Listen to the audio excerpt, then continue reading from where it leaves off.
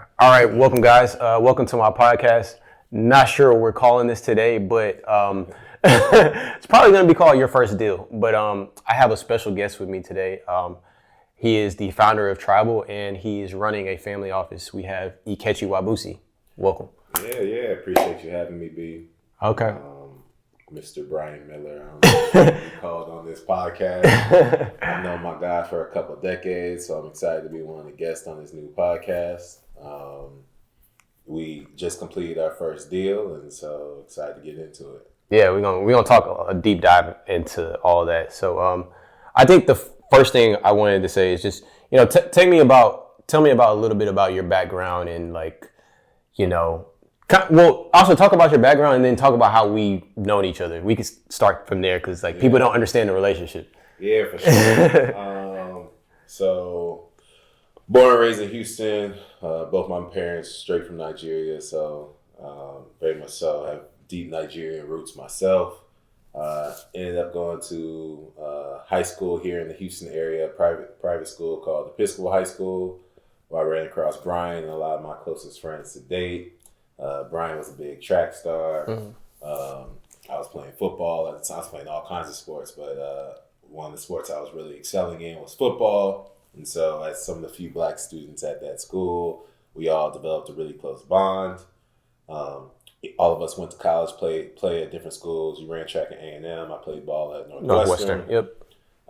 Had my shot going to the league, kept getting cut. Ended up back in Houston, working at Merrill Lynch, the wealth management, dealing with professional athletes, high net worth individuals. Kind of got inspired by the story of Black Wall Street in about 2014. Decided I wanted to build the digital Black Wall Street, so got into technology. Quit Merrill Lynch, went to business school at UT McCombs. Great. School of Business. Worked in venture capital for a little bit. Ultimately made the jump to start working as a founder, as an entrepreneur, working on a company, Tribal, which I'm now working on.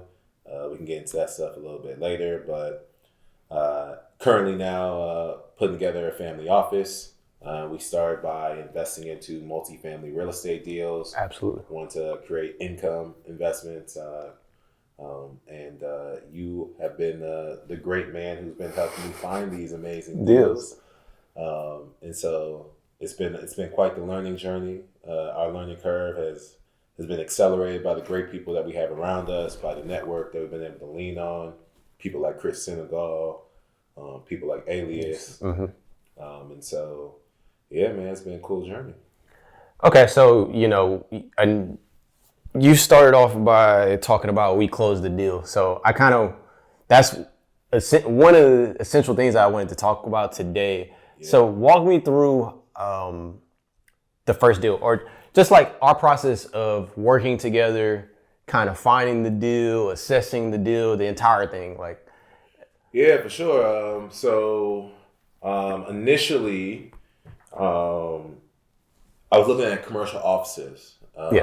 My parents run a home health business. They're paying a high amount of rent, and so they were interested in me using the family office to ultimately go acquire a commercial office that they could then rent out themselves.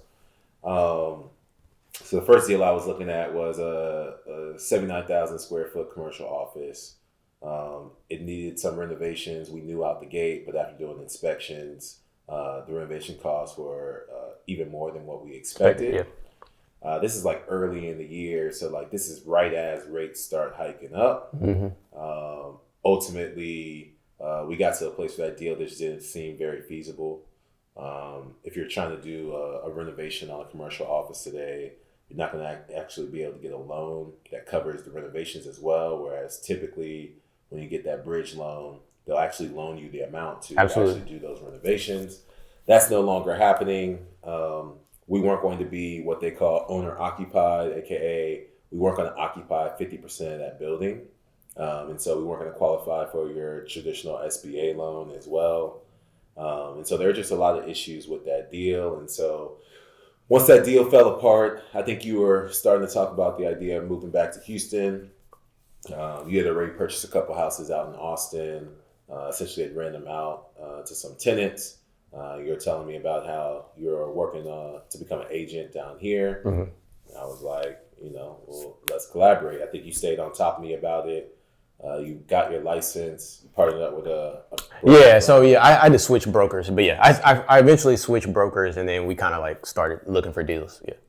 Yeah, and so then I was like, bet, like I rock with you. Like in the process of like doing that commercial office, I was talking to people like Chris, talking to people like Trey. I was just talking to people in our network about like what kind of deals should I be looking for in this market. And what came up recurringly, even through Google and ChatGPT, was like multifamily deals. And multifamily commercial real estate seemed to be where people felt like the safe bet was in this market. And so my first directive to you was like, help me find some multifamily apartments. And in doing research again, like, start trying, one of the key things they tell you to look for, they talk about NOI or net operating income. Yep. And then they talk about cap rates. And your cap rate kind of gives you a sense of like how long it's going to take you to go make your money back. And the cap rates that I thought we were going to go look and target were like 8 to 10%. That was our initial goal. So it's literally laughing as we talk about that now. I mean, that used to be the goal before the rates were so high. Yeah, and so we were like, yo, how are we going to find like multifamily properties that are going to give us a cap rate like between 8 to 10%? Like, who can deliver that? And so we started looking at some Class C multifamily properties. And not to cut you off, but like, just in case the audience doesn't know, so like, what would you consider like a Class C? I mean, I'm new to the game, but when you think about Class A, think about your high rises, your extremely luxurious apartment complexes. Class B is probably like a step below that. Yep. Probably no like valet service. Yep. Those type of amenities probably aren't there. Class C is, I mean, we're in upper Class C is what we've been doing in reality. Class C, there's a range, right? There's these more so broken down apartments in like low income neighborhoods. You might have tenants. Tenants who are getting government assistance. Yeah. And so you might have those kind of tenants who are getting paid some amount from the government. Yeah, they're getting subsidies. Yeah. Versus some of the more high-end Class C, which is what we've been focusing on for the most part, where it's a nice-looking apartment complex. It's just not a ton of amenities involved. Mm-hmm. The area kind of is like right there at that middle income. So that's how I've been looking at it. No, I think that was a great explanation. But yeah, I would say, kind of Class C is something, more, could be like 20, 30 years old, but hey, it's still in shape. Yeah. It doesn't have all the new amenities, but we still got like the middle income people that still live there. It might be slightly on the outskirts of the city, certain like things like that. But yeah, that's kind of what Class C is. Yeah. But yeah, so I guess we can walk through a little bit about the deal. So the deal, it's like before we even get to the deal, we should talk about the first couple of deals that we thought we were going to do. I also want to talk about the current situation. Yeah, but anyways, we can get into that. But if you want to, it's been So tell me about your experience before you got to the deal. So with some of these deals that we were looking at. First couple of deals we looked at, I think we looked at the downtown ones. Yeah, they're kind of near Fifth Ward. Yeah. One was 16 units. One was it 16 or 12? Man, I cannot remember. It was like I remember one was for $1 million. It had all the studio apartments. Yeah. And then one was a larger one. Yeah. One was same like guy owned both of them. Yeah. Chris connected us with a lender in town who ended up being extremely helpful throughout the process. He put us on game on start looking at price per door. Mm-hmm. And for the Class C properties that we were in, traditionally you're looking for like $80,000 per door at the most. Like that's like the max you'll pay as an investor, right? And so we started looking for things like that. And so we were looking at these two deals owned by the same guy, and we were like, yeah, we'll buy them both. Talk to us about pricing, and he started talking us through pricing. ultimately he was trying to sell these at $100,000 a door. And again, like this was in a lower income area. And for a Class C property, like that was kind of insane. I'm sure his properties are still on the market. They're still on the market today. At this moment, no question. So we ended up walking away from that deal, and we started being more intentional about like what was the price per door that we were getting as well, and started moving away from like this cap rate expectation and started moving more towards like what are we going to get price per door initially. As we kept on going, Brian ended up finding this great apartment complex down in Alvin, 41 unit apartment. And we started looking into that. Initially, I think the price that they were talking to us about was like $70,000 per door. And so we started looking more into it. We visited the site. We loved it. Really nice apartment complex.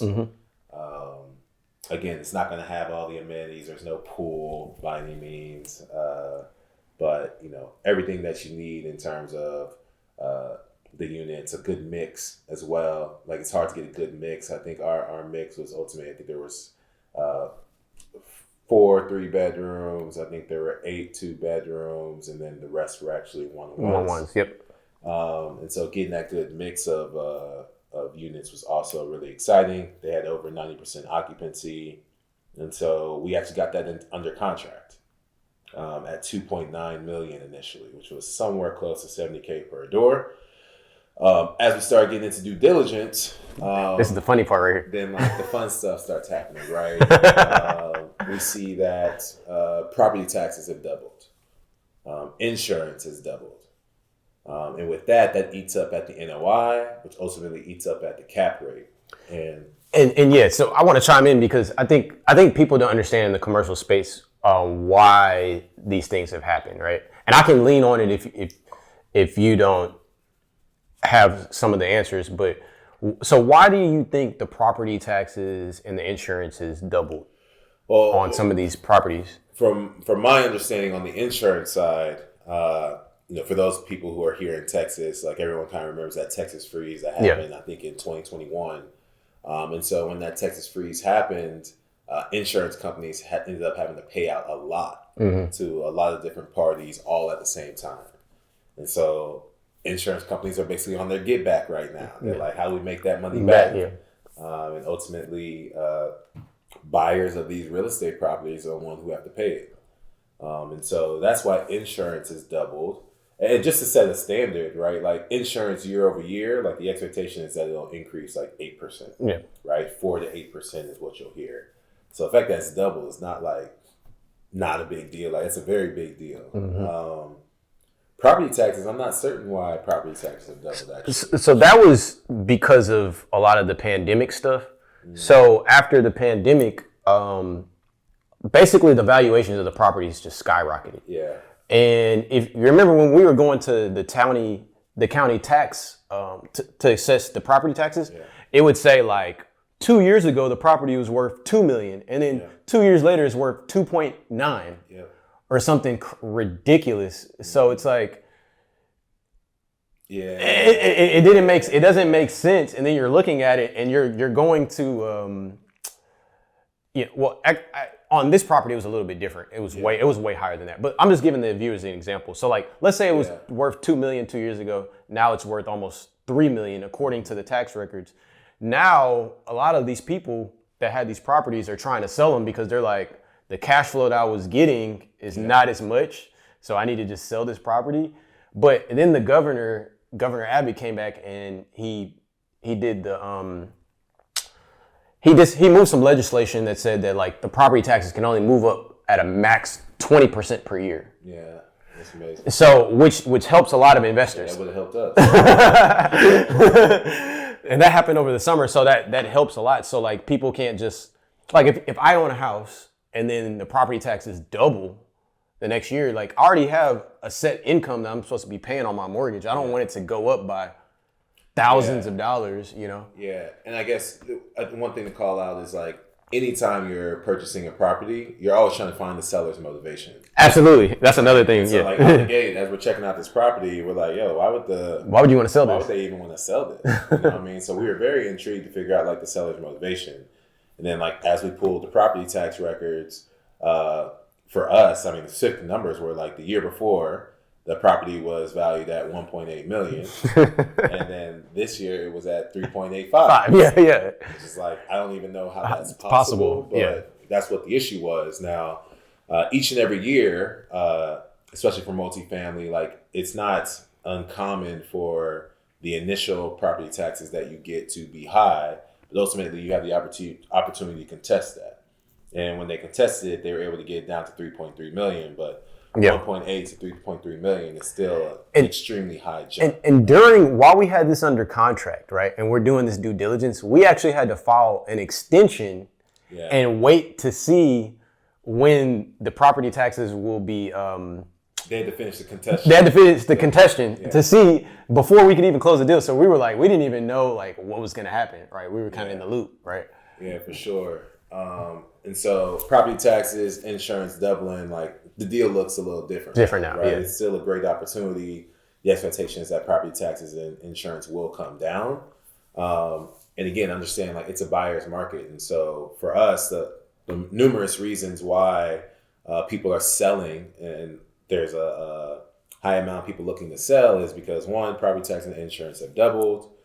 Two, rates have increased significantly. And so people aren't going to be able to afford to refinance. That is true. And so as an investor, the people who aren't cash strapped are the ones who have the opportunity to win. And that's just not a lot of people in this market post-COVID. So you're saying the sellers have no leverage? Nah. The sellers have some leverage, but in our experience so far, they don't have any. Every seller's come back to us. Yeah, all roads lead back to Brian. I don't understand. Every time we have submitted an offer and a seller has declined it, they have all come back. They've all come back. They've all come back. Literally Legit. every single one. Legit, every single one's come back. I'm just like, we sent them a fair offer. Yeah. Extremely reasonable. We're not lowballing these people. Yeah. They give us some BS answer. Oh, like y'all can pay us more. We don't want to pay commission. You need to pay some earnest money, whatever the case may be. We wait a few weeks, they come back because they send me an email. Yeah, we've heard it all. We've been asked to put down, and I guess we'll talk about that in a minute. Back to the deal. Yeah, we'll get back to that. To make these deals work, we've had to put 30% down.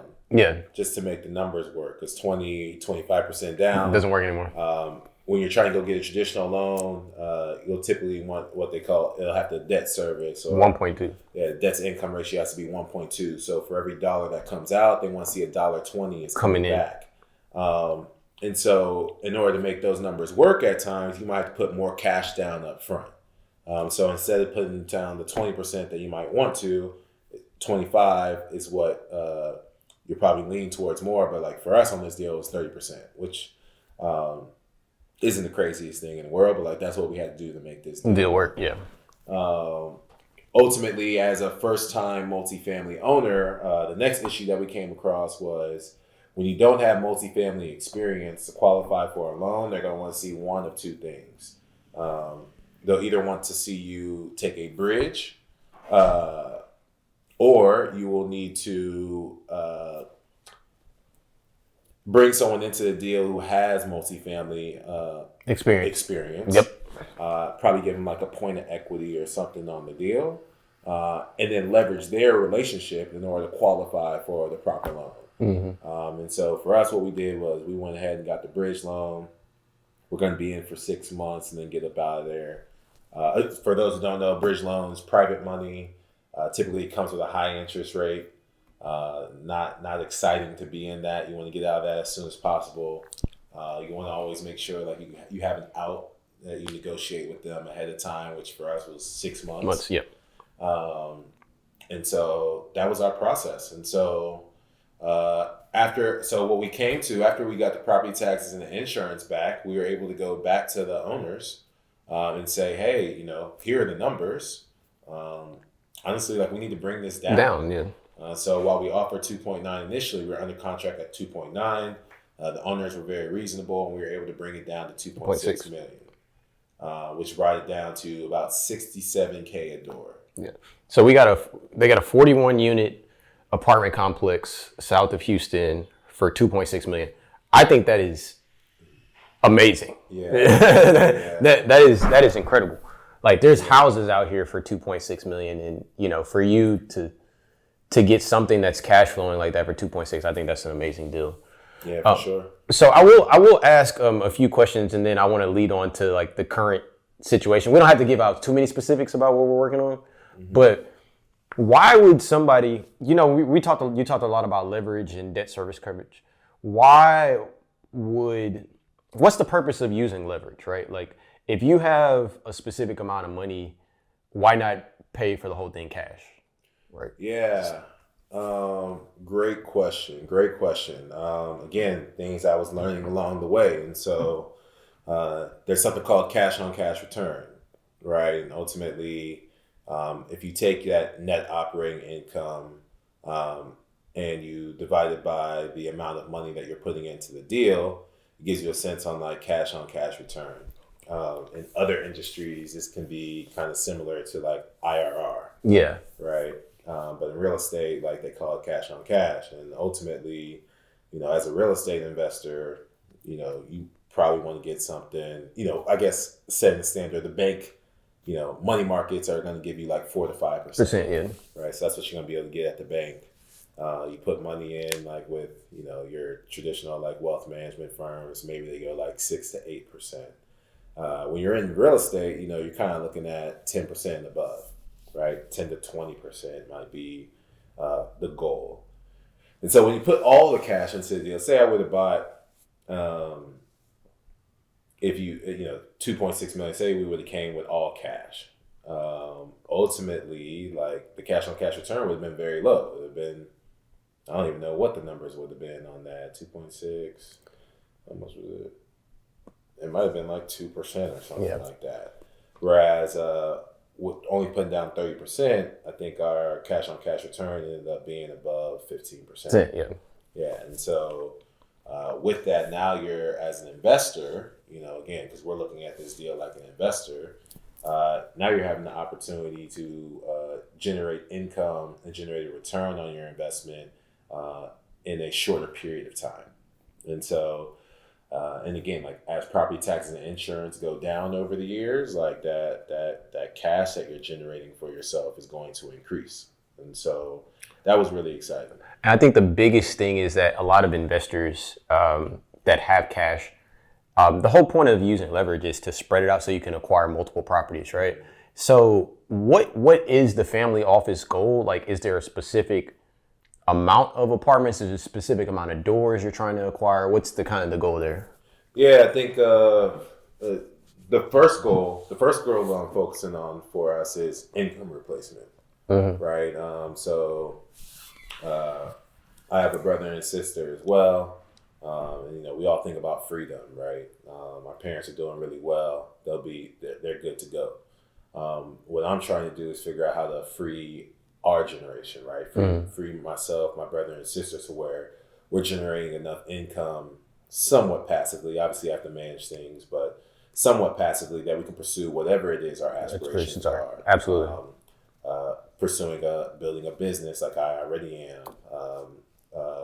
Maybe they just want additional leisure. Maybe they want more time with their children. But the first goal for me is income replacement. So I have a number in mind that I'm trying to reach in terms of the income that's generating annually, so that it can replace the income that each of us are generating outside of this, right? The next goal for us is like diversification.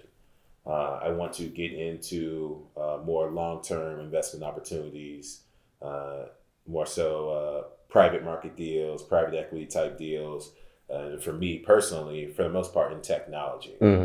So investing into more high-risk deals in tech that can generate 10 to even 100x returns whenever you win. Again, anyone out there who's watching, like there is a high level of risk whenever you invest in the technology. Yep. Your investment can unquestionably go to zero. But ultimately, technology investments have been the highest performing asset class in the world now for the past decade. And so I think that's a great opportunity, and my knowledge and networks in that industry give us a leg up in that. And then I guess another thing that me and my whole family are passionate about, just because we're all athletes, is sports. And so if we can start to get into professional sports teams, owning, that would be major. Yeah, that would be major. And we're really seeing a lot of opportunities in that landscape. It's just that those check sizes that they're looking for are very large. are pretty large. And while we may have that check size, trying to convince all parties to like do that deal before we have for the family offices generating a certain amount of income is a lot more difficult. And so one step at a time. Okay. That was a lot of information. So I guess, kind of, we can kind of wrap it up, but I'll ask, what's kind of the next step in the process? You close on this, you're managing it right now. Also, I'll say 2 questions before we end it is, how's the management process going of the acquisition? And then kind of what does your next deal look like? Yeah, all of this is a learning curve. So we hired a property management group. They've been managing the property. They're dealing with the leases, vacancies, etc. So far, it's been going solid. Small bumps. Anytime you take over a property, Absolutely. It was actually being managed by the owners at that time. They were managing the property themselves, transitioning from that like family management style to like professional management. Sometimes can rub tenants wrong. We've definitely seen a couple of tenants just jump ship, which is unfortunate. But this is a long-term process. Yeah. So ultimately, we just feel blessed to have the opportunity, and each and every day, I'm approaching it as a learner and putting in the best processes as we see things, and keeping direct communication with our property managers to just keep on improving ultimately the management of the asset. Okay. And the last question is just, what are you looking for in the next deal? Well, the next deal will qualify for traditional financing this time around, because now we have a multifamily that we can lean on from an investment experience. We've also been improving credit scores just to make sure that's also just another positive to have when you come to the table. Higher your credit, the better. And so just wiping out little things that could be impacting your credit score is always helpful as well. And improving your credit's a lot easier than I think that daunting process may look, especially like when you feel like you broke and you ain't got it. I'm an entrepreneur, so I get it. And I've just been going through that process myself, but also been like pushing everyone's credit scores up, trying to figure out what things we can do to improve. So the next thing for us is just staying steady, trying to find another income investment, not being too thirsty, understanding the markets in our favor. Absolutely. I think there's a record high of mortgages that are coming. That need to be renewed, or that are coming up over the next 6 months. So with that being the case, a lot of sellers are going to be under pressure of selling the asset that they have, and these are going to be some pretty quality assets. And so staying patient, find the right deal, understanding that not to say the seller doesn't have any leverage, but understanding like you just have more leverage in this market if you have cash, and being patient and diligent with each and every asset, making sure you do your due diligence is key. We literally had a seller try to get us to put, just as an example, we had a seller try to get us to put $75,000 hard money down. Explain what that means. Traditionally, whenever you get into an investment, there's something called earnest money as part of closing that initial contract. And earnest money is typically 1%. Yeah, just 1%.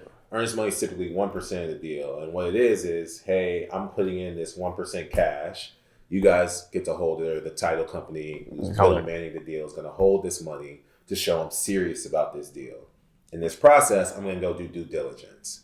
If I end up determining I want to back out, then that earnest money comes back to me, right? But if I follow through with the deal, then the earnest money goes towards the transaction. Correct. But long and short, it's soft money. It's not like I can't lose that earnest money. And that's the standard in real estate. But we had an investor ask us basically for like 1.5% hard money in order to do the deal, which again, like ridiculous. That could be because of our skin tone. If I'm just being real, we some young black men, and maybe he thought like we weren't capable of doing the deal. We showed we had the cash in the bank to do the deal, so there was no issues there. We passed on doing that, and ultimately the owner told us that they were going to go with another offer, and as Brian said, they came back to us this past week, and they're back at the table. So we'll have to have a follow-up podcast if it goes through. If we get this deal under contract, and talk about how this went down. Yeah. Okay. For sure. Okay. Now this was amazing. I appreciate you coming. So how can the people follow you? For sure. Follow me at Buisi_X, BUISI_X on all social media platforms. Again, be on the lookout. Tribal's coming back early next year. We'll be back up and running. And so Tribal's a multi-side marketplace for investment communities. Ultimately, we want to support investor clubs or syndicates or investment communities that are pooling their capital to invest together. So that platform will be relaunching in early Q1. You can go to our website, jointribal.com, join, TRIBL.com. There's no A there. And other than that, follow my guy, Brian. I love what he's doing. My guy's a emerging mogul in the game. And so anything he puts his mind to, he's always been great at. That started with sports and becoming a national champion in track and field. And I think similarly, everyone's going to see his journey here in the real estate world take off in that similar manner. And so excited. All right, I appreciate it. So I guess we can wrap this up. Thank you guys for watching this episode. I will be posting the clips on social media. You can also follow me at Brian K. Miller 2. And I thank you for watching. We'll see you in the next one.